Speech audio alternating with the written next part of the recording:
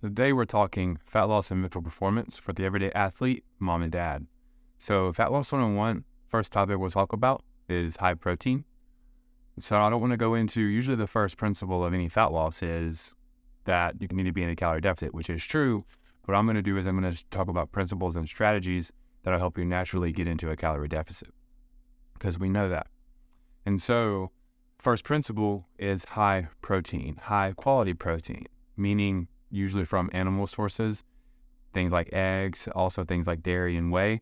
So getting enough quality protein is pivotal for fat loss because it's going to help you feel more full and satisfied on a cut.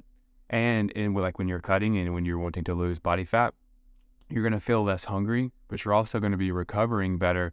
And if we're going to get to pillar 2 later, but pillar 2 is strength and resistance training. If you're lifting weights and resistance training, which it means even body weight training, doing some body weight squats and push-ups and even at-home training, doing resistance training coupled with eating high protein is going to help your body keep and maintain muscle mass, which is what we want during a cut. A lot of times we may be fooled by the scale weight, thinking that it's going down, thinking that we're losing weight, but we may be losing a little body fat and a little muscle. And especially if you're doing high intensity interval training, things like that, days on end, that can actually zap your muscle because you're just overworking and overtraining and there's no time to recover. So your body has to sacrifice the muscle because it wants to get better at running around and being more conditioned, or doing hour-long sessions of cardio.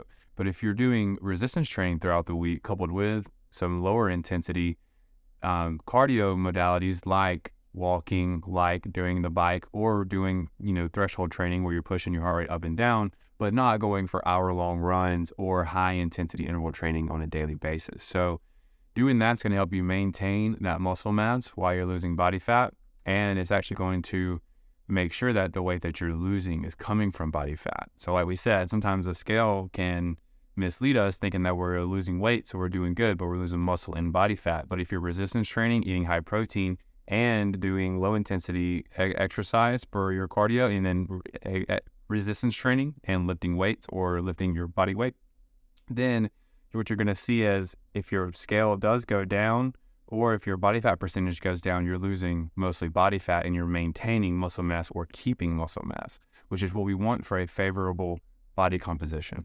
So everyone wants to be more toned or more shapely. They want to look fit. You don't want to look thin and frail.